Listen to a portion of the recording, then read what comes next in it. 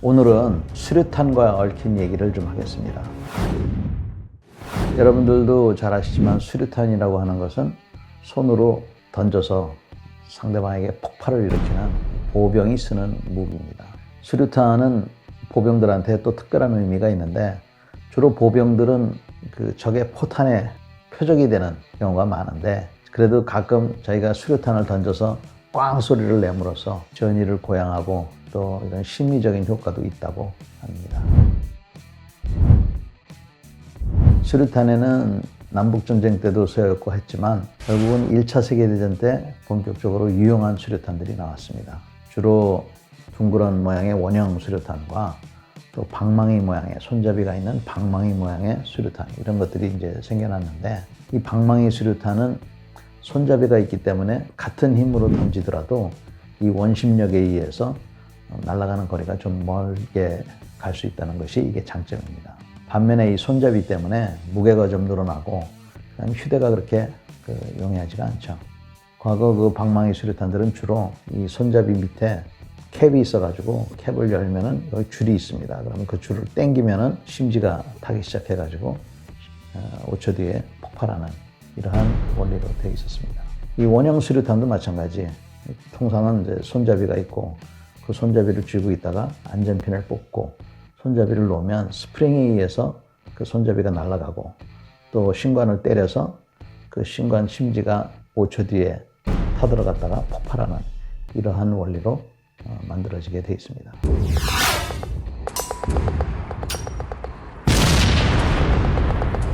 과거에는 파편 수류탄이라고 해서 수류탄이 터질 때 거기서 나오는 파편에 사람이 맞아서 죽게 하는 이러한 원리가 개발이 되었는데 그 외에는 우리는 잘 모르지만 폭풍형 컨커션 수류탄들이 있습니다. 이런 수류탄의 주 목적은 그야말로 폭풍에서 나오는 그 압력과 소리 이걸로 사람을 정신이 나가게 한다든지 아니면 죽이는 것이 목적입니다.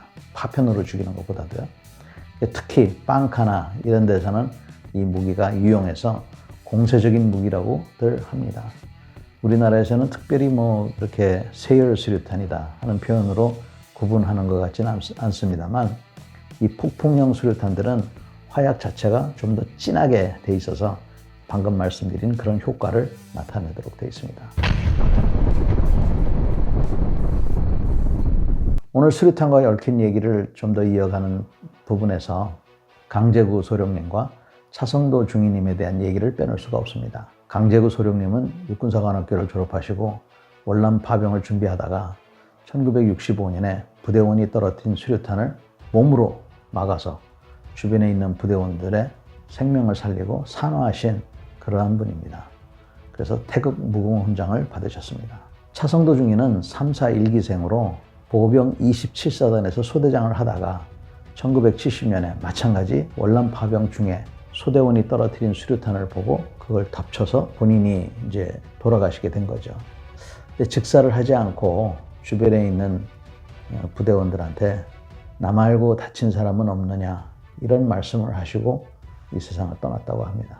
아마도 강제구 소령님의 영향을 받지 않았나 저는 그렇게 생각을 합니다. 저하고 차성도 중위님하고는 각별한 인연이 있습니다. 제가 이기자 부대 사단장을 할 때 차성도 중위님에 대한 얘기를 듣고 야 강제구 소령님하고 똑같은 그런 영웅적인 행동을 했는데 왜 이렇게 알려지지 않았지? 해서 제가 이분에 대한 뜻을 또 희생을 기리는 사업을 해서 소부대 지휘관들을 차성도 상이라는 걸 만들어서 격려하는 사업을 진행을 했습니다. 그러다가 삼군사관학교 총동창회에서 와서 차성도 중위님에 대한 그러한 여러 가지 얘기를 듣고 제가 정말 잘했구나 하는 생각을 했습니다. 반면에 강제구 소령님하고 똑같은 정신으로 부대원들을 이렇게 잘 보호를 했는데 왜 훈장을 받지 못하셨지 하는 그런 생각은 지금까지도 떠나지 않고 있습니다. 지금 세월이 많이 지났지만 우리 차성도 중위님에 대한 훈장도 취소가 되었으면 하는 생각이 저는 아직도 아쉬움으로 남아 있습니다. 끝으로 좀 아이러니한 얘기가 될 수도 있습니다만 지난 10년, 20년 동안 중동에서 미군들이 전투를 해본 결과 수류탄이 떨어져서 만약에 사람이 덮치면 그 덮친 사람은 죽는 게 분명하다는 겁니다. 반면에 수류탄이 떨어졌을 경우에 수류탄 반대 방향으로 엎드리면은 죽을 확률은 그렇게 높지가 않다는 거야. 다칠 확률은 있어도. 그래서 앞으로 수류탄이 떨어지면 덮치는 것보다는 그 반대 방향으로 엎드리는 것이 전투력 보존에 더 효율적이다 하는 것이 최근에 나온 전쟁에서 얻은 교훈입니다. 여러분들이 향후에 훈련하고 또 전투를 준비하는 마음가짐을 가질 때 참고해 주시기 바랍니다. 오늘도 경청해 주셔서 감사합니다.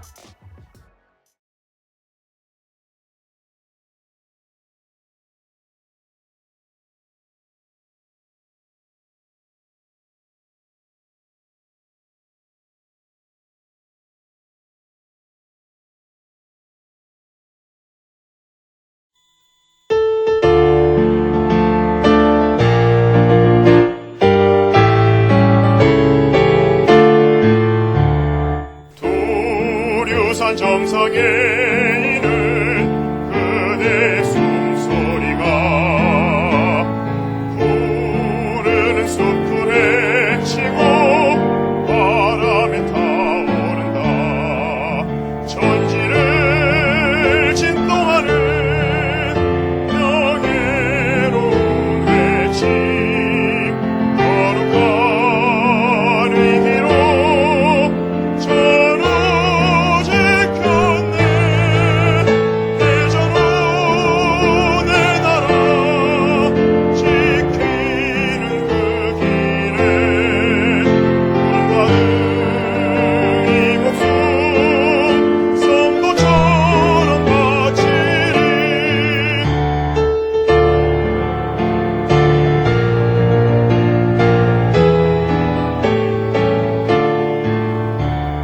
푸르는 향기 머금은 그대 피눈물이 메마른 땅을 헤치고 이슬에 맺힌다. 진축을 뒤흔드는 희생의 메아리 찬란한